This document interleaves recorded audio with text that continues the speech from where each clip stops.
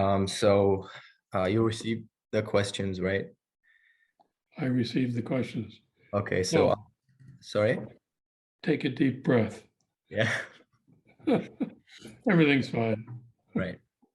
So I'll start with an introduction about yourself, and then we Sure. can go into the questions and we can talk about neutrinos. Sounds good. And I'll just use those notes Yeah, to yeah. go I, through. I saw the notes. They're pretty good, very clear to understand. So Very good. So Dr. Arthur McDonald is a leading physicist in the field of particle astrophysics. He was the executive director of the Sudbury Neutrino Observatory collaboration, and he held the Gray and Patricia Chair in Particle Astrophysics at Queen's University in Kingston, in Ontario from 2006 to 2013.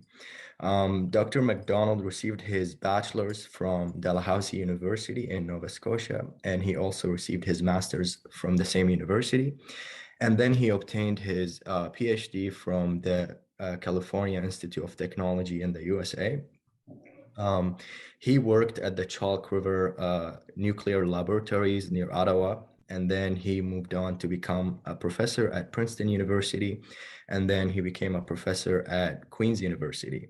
Dr. McDonald was awarded the 2015 Nobel Prize in Physics for, and I quote, "for the discovery of neutrinos oscillations, which shows that neutrinos have mass," and that was jointly shared with the Japanese physicist Takaki Kajita. So welcome, Dr. McDonald, to this interview. I'm very happy to be talking with you and meeting with you. It's such an honor. You've always been one of my heroes, and honestly, you're one of the reasons that I joined physics, and I'm working at SNOLAB right now. Well, it's a real pleasure to meet you. How are you enjoying your time at SNOLAB? It is amazing. I love working there. I'm thinking of maybe after graduating, I would be working there maybe permanently. Who knows? We'll see. Great. Yeah. So can we first start off with what neutrinos are and why are they so important for us to understand? Okay, so maybe I'll try to show a few slides that deal with this and help me perhaps. Yeah, that's your cat, I'm assuming. Yeah. Yeah, let me just try to project some slides here and say a few words about neutrinos, because they're certainly not everyday particles in people's lives. Okay, well, they're very important because along with electrons and quarks, they are the three basic particles that we do not know how to subdivide any further. They show up in the standard model of elementary particles, which you can see in this next slide here, and I'll come back and discuss it in detail. But along with quarks, shown in pink, and the set of particles here involving electron, mu, and tau, and the neutrinos associated with them, they are the basic building blocks from which everything else is made in the universe that we observed so far. But they only feel the weakest of all the forces. They don't feel the strong interaction that hold quarks together in neutrons and protons and hold those neutrons and protons inside the nucleus. And they don't feel the electromagnetic interaction significantly because they are not charged. Therefore, they only stop if they hit the electron or the nucleus of an atom head on, essentially. And so they can travel through an amount of lead equivalent to the distance that light travels in a year, with only about a 50% chance of hitting something and stopping. So that makes them extremely difficult to detect, and therefore their properties have been among the least known of the basic particles. Now, they're made in enormous numbers in the nuclear reactions that power the sun. And that's what we used in order to observe neutrinos from the sun in our underground laboratory, which is now called SNOLAB, but which was the original location of the Sudbury Neutrino Observatory. Now, the Standard Model said that in its initial formation said that they should not change their flavor from one type to another. It's only electron neutrinos that are produced in the sun, and they should not change into other types as they travel, and they should have a zero mass for all the neutrino types.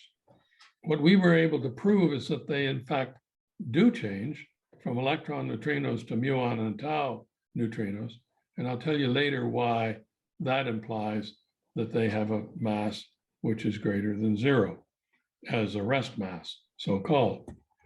Now, here's the Standard Model, and the first element of it that is, again, not commonly known unless you're a student of physics, is that neutrons and protons that make up the nucleus of an atom are made up of pairs of quarks, pairs of so-called up and down quarks, which is in the first column here, from which the ordinary matter from which we are made is constructed.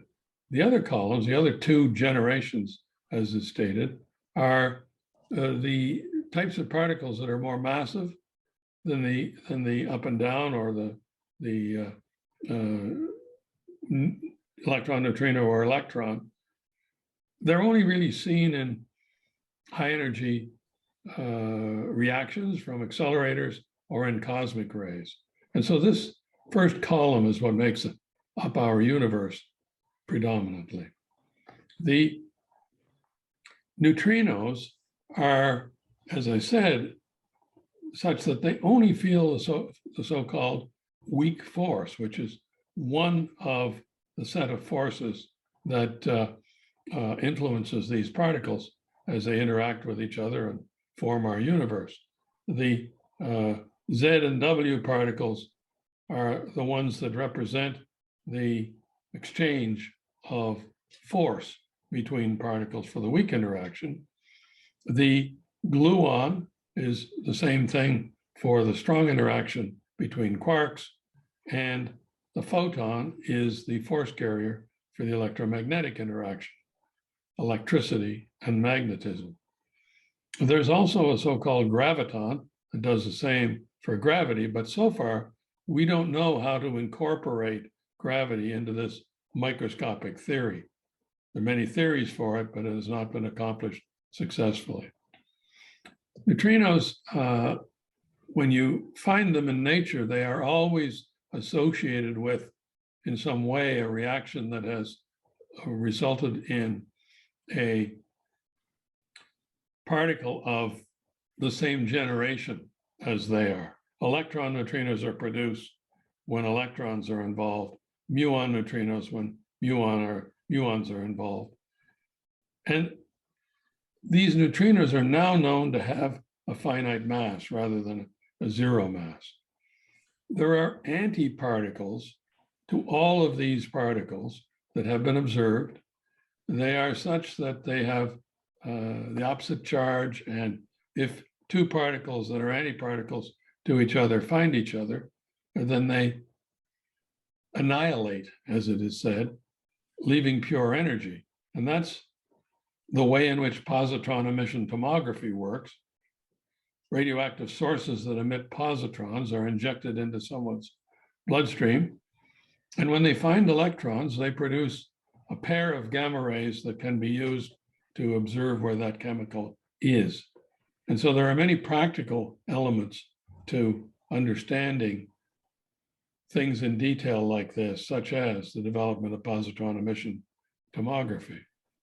The Higgs boson is a particle that provides mass to all of the particles except neutrinos, which are now known to have a finite mass, but by a very different mechanism. Finally, dark matter, which has been observed in our universe by many different experiments, mainly those done in astronomy, can be described as made up of particles that are very different from any of the ones that I have described in the Standard Model. And therefore, they're of great interest in terms of attempting to understand our universe as completely as possible.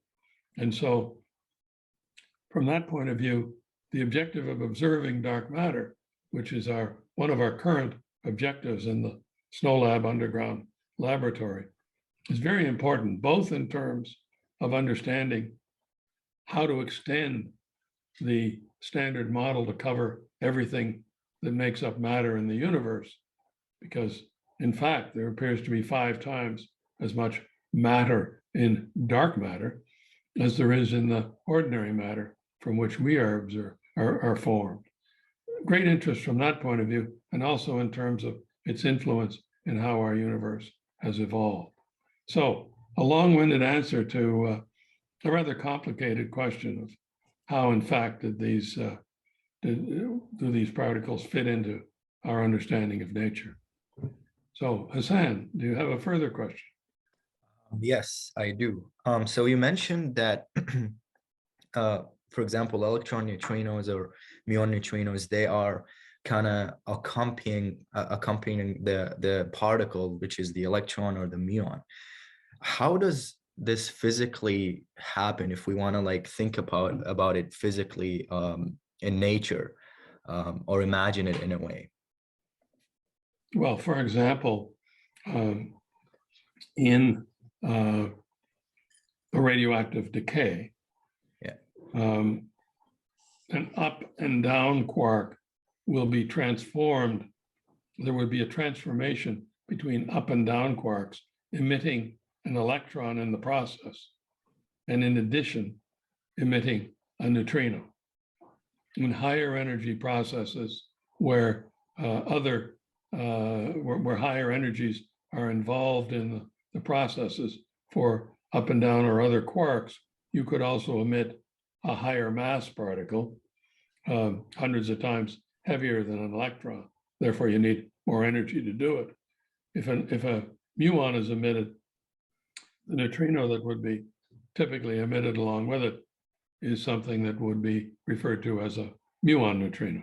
And so there's a one-to-one relationship between the particles and the type of neutrino.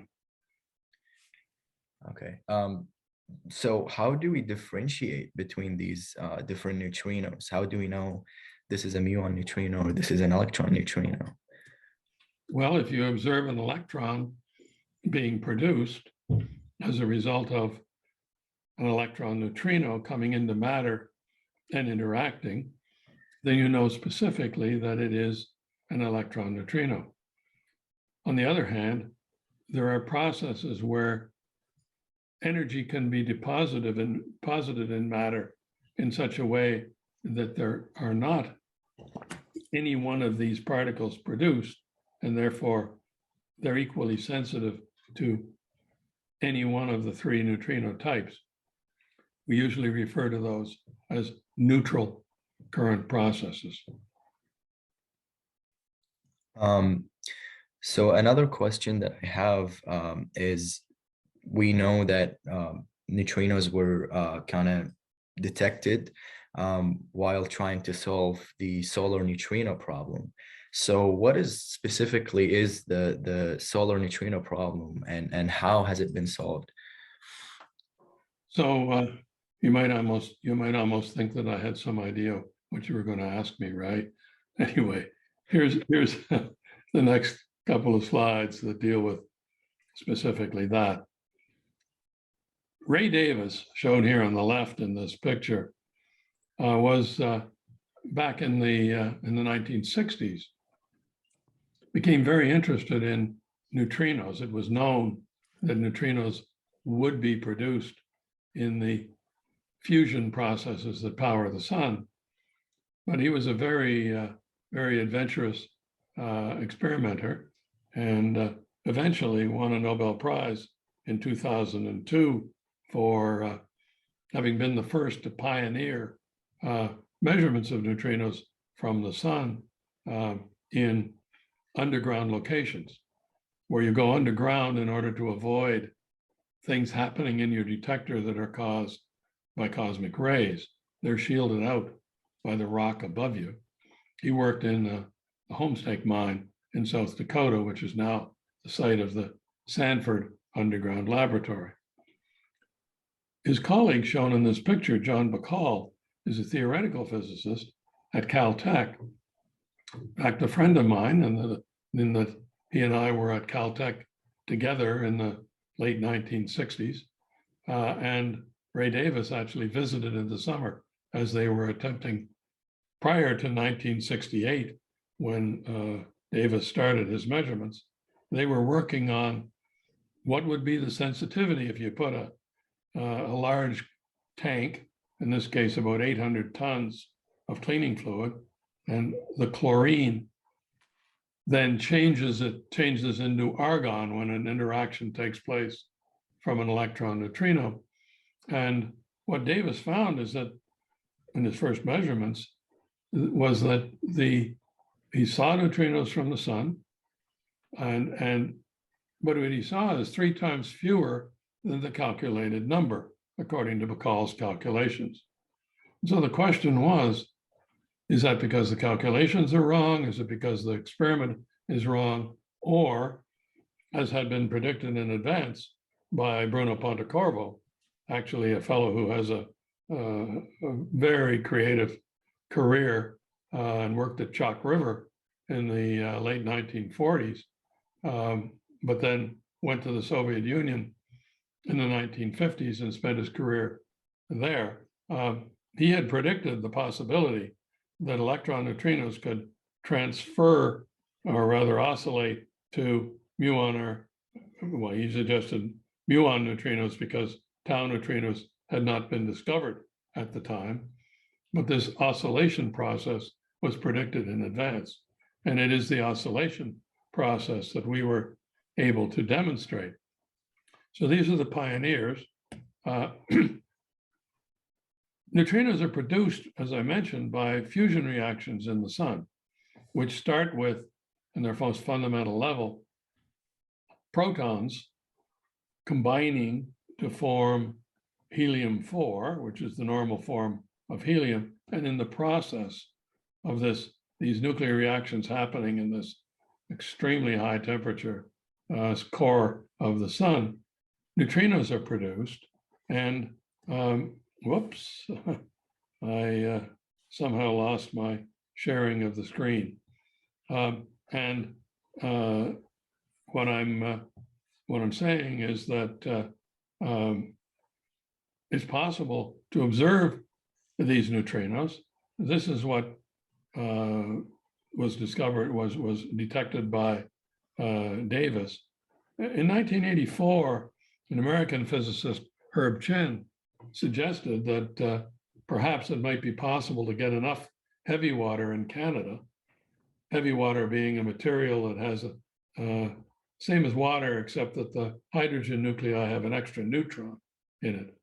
It might be possible to get enough to be able to do an experiment with enough sensitivity to observe neutrinos from the sun. And there was a group of us, about 16 in the original collaboration, that came together to try to understand what was happening with Davis's measurements. Because with heavy water, you could do 2 separate measurements, and this made it quite unique. And in particular, what you could do with these neutrinos is observe 2 different reactions, that one of which is sensitive just to the electron neutrinos, and another one that's sensitive through this neutral current process to all the neutrinos.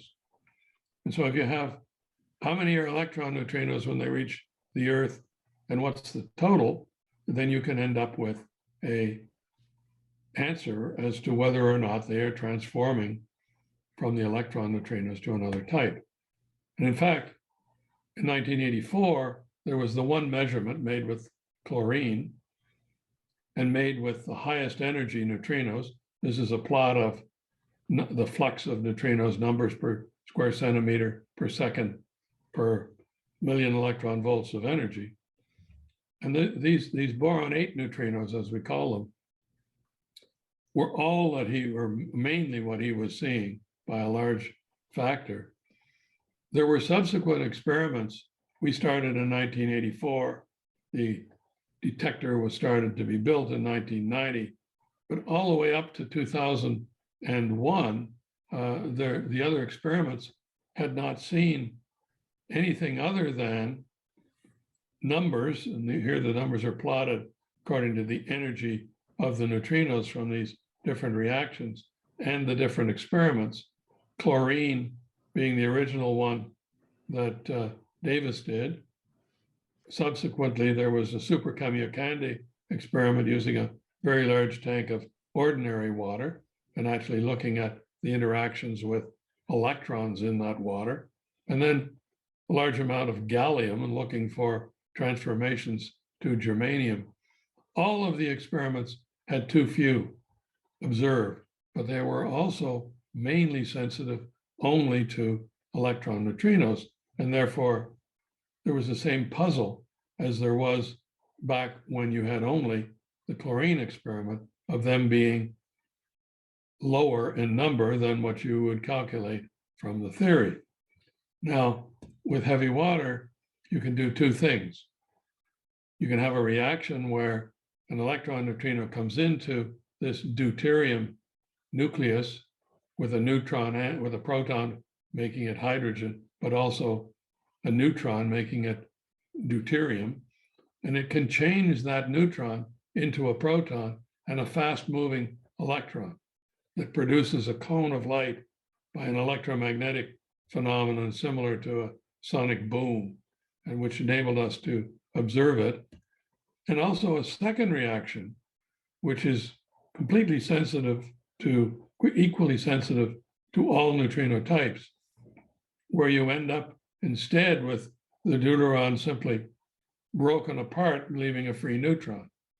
We had three different ways to detect those neutrons. And if you compared the two, you'd see that if, for example, his factor of 3 lower in numbers was due to the fact that electron neutrinos had changed into other neutrino types, it wouldn't affect the second reaction at all, and it would be measuring all the neutrinos from the sun, whereas you would only see 1/3 as many from this reaction as you do from the second one here, the neutral current. And that's in fact exactly what we observed in the experiments we made, we performed, Sudbury Neutrino Observatory. And so by the time we had finished our measurements in 2002, and in fact carrying on in 2 other phases up to 2007, we were able to show that the total number of neutrinos, all neutrino types, matched very well with theory. There are the 3 measurements. And that if you're only looking at the electron neutrinos, then we had a number that is small and similar to what was seen by Davis, and slightly smaller than the super Kamiokande experiment on the electrons in ordinary water. And that's because if you have scattering off electrons, there's a slight sensitivity, not only to electron neutrinos, but also a little bit to this neutral current reaction. So by 2002, we had basically solved the solar neutrino problem using this large Sudbury Neutrino Observatory detector. So let me stop there and ask if you have a further question. Now you've explained how neutrinos were calculated and then compared and then discovered in terms of physics, but talking about the technicality of how these measurements were found. I've seen there was a kind of prototype model at SNOLAB where there's like a kind of big ball inside a kind of carving in the rock underground, and there's like water surrounding that ball, and it said like that was the device that was used to discover neutrinos. So how was that implemented? And I'm assuming that the water around it is heavy water. Let me get another display here and show you an actual picture of the detector, and I think will make it possible for me to explain things a little bit more clearly. So Give me a second. I should be able to come back and share it again, and that'll help with this explanation. So what you're seeing is a picture of the actual Sudbury Neutrino Observatory detector. And as you can see on the left, it is at a depth of 2 kilometers underground in the in Valais. Now it's Valais. It used to be Inco's Creighton Mine near Sudbury, about 4 or 5 CN towers deep. And so the number of cosmic rays that interfere with our observation of neutrinos has been suppressed by a tremendous factor, over 1 million. So the structure of the detector is that in the center here, in a large, well, one of the biggest Christmas tree ornaments that's ever been built, 12 meters in diameter. The person is to scale, by the way, in this picture. 12 meters in diameter and 5 centimeters thick, holding 1,000 tons of heavy water, which is available from Canada's reserves because it's used in the CANDU style nuclear reactor. That heavy water is what we are looking at with about 10,000 light sensors. And what we're looking for is events where light is produced in the heavy water, either by that first reaction I showed you, where there's a cone of light produced by the reaction specific to electron neutrinos, or in various ways, light is produced by the neutron that is freed in the second reaction. And also, in that case, detected by these 10,000 light sensors that are, of course, all connected by cables up to the top of the detector here and to our control room off to the right, and eventually up to the computers on the surface. This structure, well, everything outside of the acrylic sphere is filled with ultra pure light water, and it is contained within a large cavity here, which is 22 meters in diameter, 34 meters high, basically 10-story building.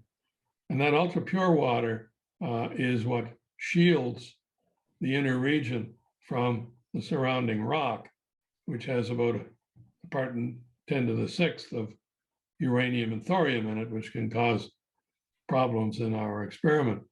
Everything was constructed under ultra clean conditions. Everybody took a shower and maintained the cleanliness in the laboratory, as is still the case for people working at SNOLAB today, because if you have a very clean environment, then the ability to avoid local radioactivity, where it's very hard to avoid, particularly this part in a million uranium and thorium in most things, then you have the ability to do the experiment very well.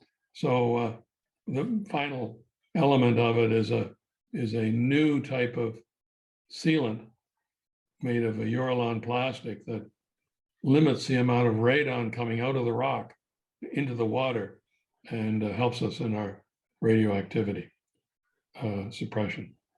So I hope that explains to you basically how the detector works. Yep, it does. Another question I have is, so are you still active on the SNO collaboration or SNOLAB, and what kind of work do you do? Well, on the SNO experiment, I'm involved in several things right now. One is the SNO Plus still. The other is the so-called DEEP experiment for dark matter, and the dark side experiment for dark matter, which is a larger version of DEEP, which is actually taking place in an underground laboratory, about to start construction, an underground laboratory in Italy. The hope is that with success of this next larger scale experiment, there will be the possibility for an even larger experiment that has greater sensitivity for dark matter back at SNOLAB. It happens that as these things, as some things are more mature than others, then on SNO+ right now, my involvement is relatively small, more of an overview perspective, and to some degree, provision of some history of the previous detector, because SNO+ is the reuse of the SNO experiment for a whole other topic called neutrinoless double beta decay. DEEP is in the process of being refurbished, and so my main activity, as it happens this year, is on the so-called dark side experiment. But I'm still active. Needless to say, during the pandemic, that has been almost entirely on Zoom. That is wonderful.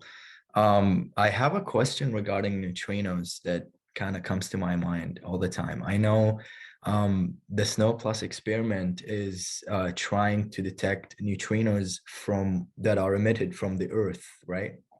That's another thing that it can do, yes. So does everything around us emit neutrinos? Well, to some degree. Uranium and thorium actually emit neutrinos in the process of their decay. And they are really the one of the main radioactive elements left over from the process of the buildup of elements in what's called nucleosynthesis, generation of more, well, I showed you protons being converted into helium in the sun. This continues all the way up to uranium in various stars and even in supernova. But there are neutrinos emitted from the decay of those elements. And what SNO+ is attempting to do is to observe these neutrinos from the Earth. It turns out they're actually anti-neutrinos.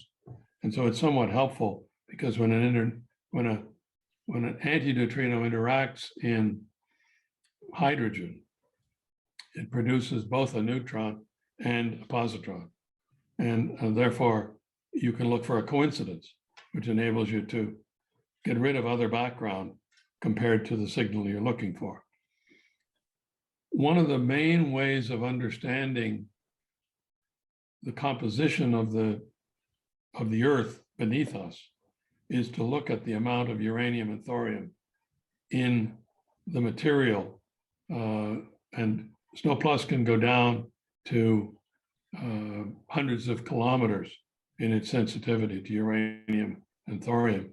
And it's thought that uranium and thorium actually provide about 40% of the total heat flow out of the Earth. Some of it actually coming still from the cooling off of the molten core. But that's a way in which we can study effectively geophysics as well as studying astrophysics by these measurements. So that is what SNO+ is studying. On the other hand, ordinary beta decay, such as the beta decay of potassium-40, which is one of the main radioactivities you'll find in the world around you, also emit neutrinos, electron neutrinos. And so you have a reasonable flux compared to other things of electron neutrinos out of a banana. Not large in terms of its impact on you, not large compared to what's produced in the sun, but nevertheless larger than a laptop, for example. Another question I have is, growing up, I know that you were inspired by many people. You were inspired by a physics professor when you were in your first year.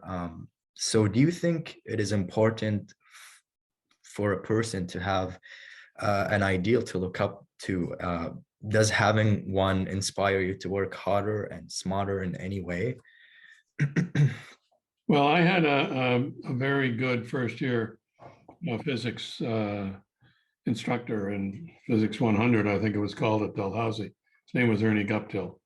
And he really motivated us to those of us who were there in our first year. And I have a number of very good friends that started at the same time as I did and were inspired to their careers in physics by this individual. I had another professor in my graduate work at Dalhousie, and then yet another in graduate work at Caltech, Innes McKenzie and Charlie Barnes, all of which were inspirational individuals. But maybe just to give you a feel for what an individual can do, my high school math teacher was really very inspirational. I came from Sydney, Nova Scotia, small city, 30-some thousand at that time, small high school, fewer than 120 or so graduates. Our class of 35 were the ones that potentially could be interested in science and math. Bob Chafe was our math professor, math teacher, and he had extra classes. There were a group of people that were very interested in math. And in fact, out of that class of 35 people, there were 2 PhDs in math and 1 in physics that were generated, mainly by him just stimulating us that this is a fascinating subject. And so I went to university being mostly interested in math, but knowing I wanted to apply it in science. And that then came to fruition by Ernie Guptill in my first year and other professors as I went on. It was fascinating to know that you could describe the world around you in mathematical terms. And that's really what attracted me to physics. So yes, mentors are very important. They were also very nice people. And I think it's very important, those of you who want to be mentors, for you to pay attention to your emotional quotient, as well as developing your IQ in whatever subject you're working on. Be nice to others. It helps. Oh, I love that. This story is inspirational itself. Another question that I have, I know that upon receiving the Nobel Prize, they hand you some kind of a book that all Nobel laureates have to kind of sign. So as you were flipping through the book, whose signature held you for a second and made you kind of pause and wonder? Richard Feynman, actually. He was my quantum mechanics professor at Caltech Wow. in late 1960s. The idea that I would ever be receiving a Nobel Prize, considering the intellects of that individual, it was a very, very daunting experience. And so I have met a number of Nobel Prize winners since then. And in all cases, I say to myself, my goodness, how did I end up in the same category as they are? And the answer is that I had very good colleagues on the Sudbury Neutrino Observatory. I feel as though I've received the prize and accepted it on their behalf. And I certainly I arranged for as many as possible of colleagues from the SNO experiment, 2 to 3 times as many as I might otherwise have, by, as they did in the experiment, having them share opportunities during the Nobel week, which is a fantastic weekend in Stockholm.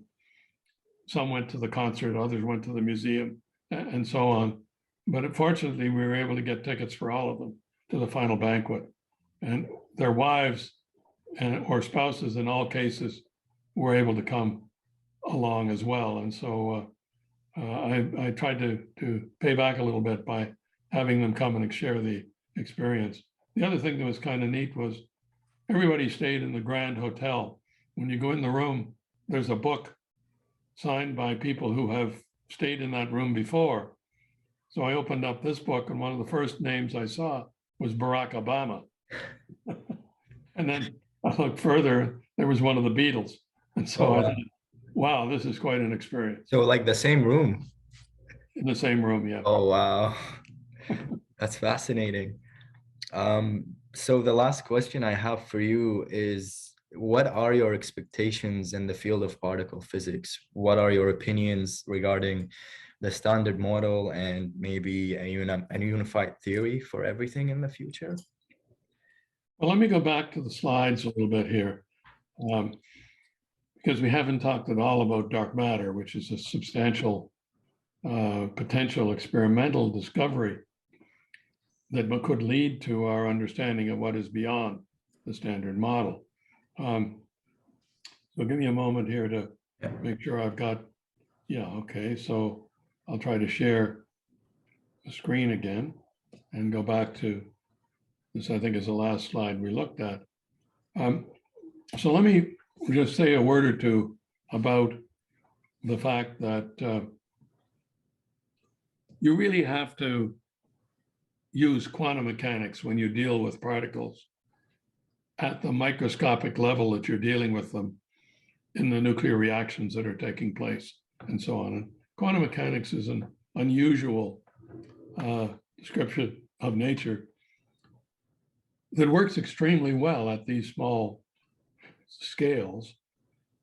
In quantum mechanics, a particle that's produced as an electron neutrino doesn't, by having taken place, I mean, being produced in a reaction that involved an electron as well, it's not explicitly regarded as having a unique mass by itself.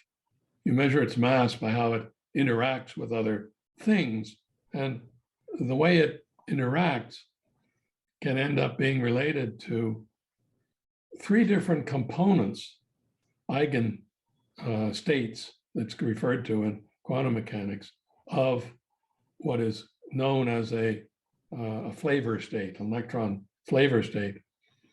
And for example, mass 1 is shown as blue, mass 2 as red, and mass 3 as green. And the other neutrinos, when they are produced, have different combinations compared to the electron neutrino. So it's created in a very unique electron neutrino state, but then it travels. And as it travels, these mass states change. And then you make a measurement. And when you measure something, it is sensitive to how many of these mass, which combination of these mass states exist. It turns out that the measurement that we made for electron neutrinos had been transformed into different combinations of the masses in such a way that it's only 1/3 of the total. 2/3 of the time, it looks more like these other states. That is, in simple terms, the process of oscillation of neutrinos. In other measurements, you can actually see a sinusoidal form where this is L, the distance over which it has traveled, E, the energy, and delta M being the difference in mass between the two neutrinos involved in the transformation that has taken place. Subsequent to our measurements, there have been a number of other measurements that see these oscillation patterns rather clearly. Here's one in a reactor in Japan. Here is the Super Kamiokande experiment looking at, in fact, neutrinos produced in the atmosphere, which is what they shared the Nobel Prize with us for doing. And it turns out that in order for such oscillations to take place, the neutrinos, if you want to do it in an anthropomorphic way of describing it, the neutrinos have to be able to sense the elapsed time, or have some way of having that elapsed time influence the degree to which their combination of masses has changed. And it turns out that in Einstein's theory of special relativity, that can't happen if they're traveling at the speed of light. Therefore, they have to be traveling at slightly less than the speed of light, which implies that they have to have a mass which is greater than 0.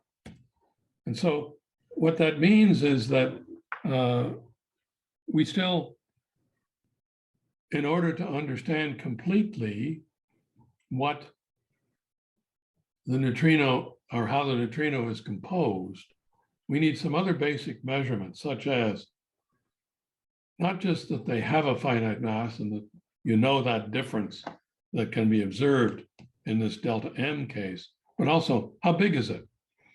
Because neutrinos are produced very prolifically in the original Big Bang. They influence how the universe has evolved, and knowing what that mass is has a big influence in terms of how they affect how the universe evolves. And so that's the objective of a process called neutrinoless double beta decay, which is a rare radioactivity in which neutrinos essentially interact with their antiparticles within the nucleus, and no neutrinos are emitted, only the electrons, and that normally would be emitted along with 2 neutrinos. And that process can tell us a lot also about another thing in the early universe that's very interesting, which is how do we have essentially only matter left in the universe? Because we think that in the Big Bang, energy was converted into equal amounts of matter and antimatter. And therefore, something has created an asymmetry such that the antimatter has essentially decayed away. And so this process of neutrinoless double beta decay is one clue as to how that happened. The other thing that we're very interested in is dark matter. And what we observe in astronomical measurements, as you can see here, simply the velocity of stars in a galaxy, spiral galaxy, which is actually like the Milky Way. If we could get outside of the Milky Way and observe it, you don't see this when you look out on a starry night. What you see is just a band across the sky. And that's because you're looking in at this pancake along one edge. And that is what is projected on the sky. But if you can look at other galaxies of a similar nature, what you see is that the velocity of these stars as they go further, as you are further and further out in the galaxy, it stays almost constant. Whereas if it's only this central region that's holding the stars in their orbits in this spiral, it should look like this red line. The implication is that there's 5 times as much non-glowing matter as there is glowing matter in the Milky Way. That and a number of other things relating to how the universe has evolved lead us to think that there are weakly interacting massive particles as one explanation for this. They're weakly interacting, but in our underground location, almost nothing else in the way of cosmic rays and so on interacts with our detector. And if we keep them ultra clean, the local radioactivity is restricted as well.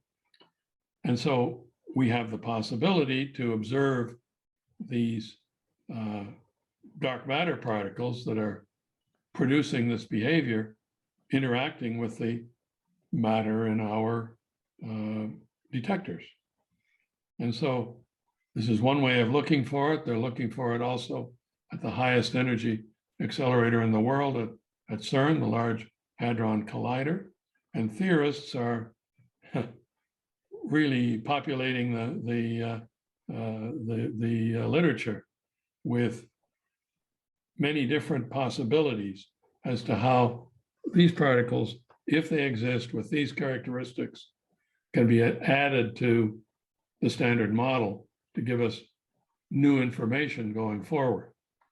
We're still trying to understand how to go beyond the standard model as we have observed it. We're trying to, theorists are trying to include gravity.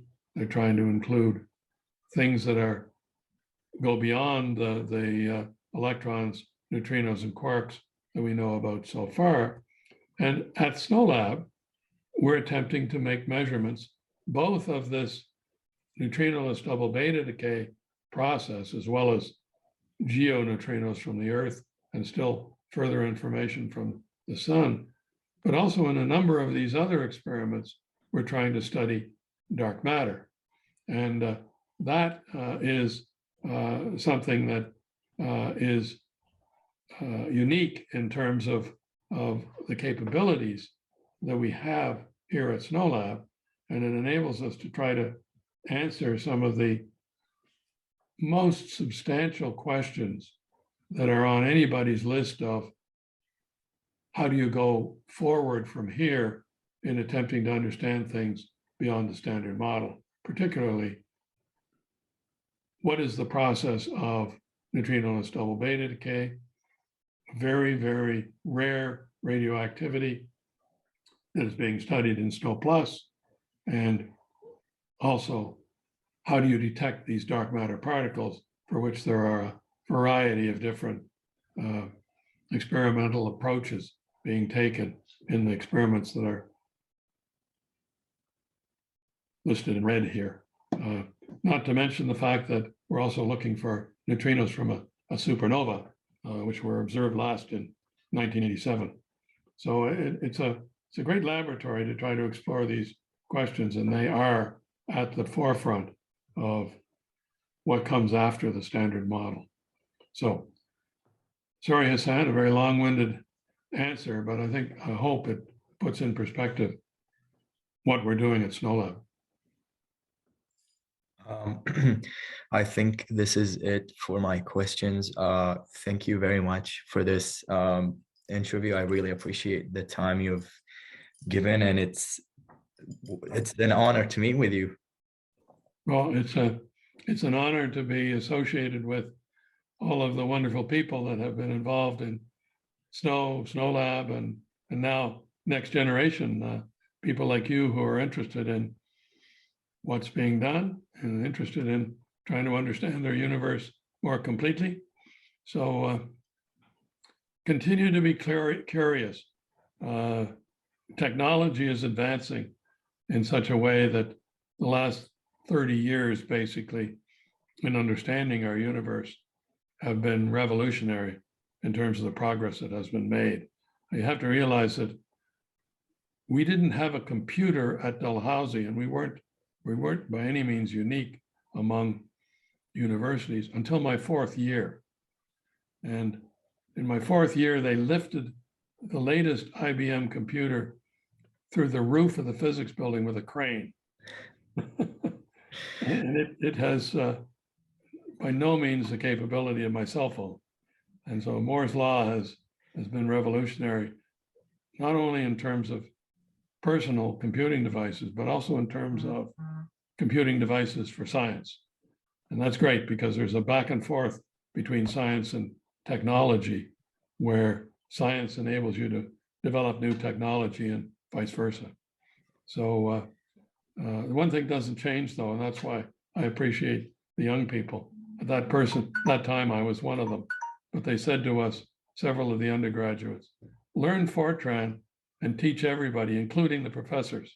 And my experience is that people like you are what we need in order to teach the professors the latest things, particularly in computing. So I wish you well with your career. Thank you very much. I really appreciate your wonderful talk. My pleasure. Have a good one. You too. Bye-bye. Bye-bye.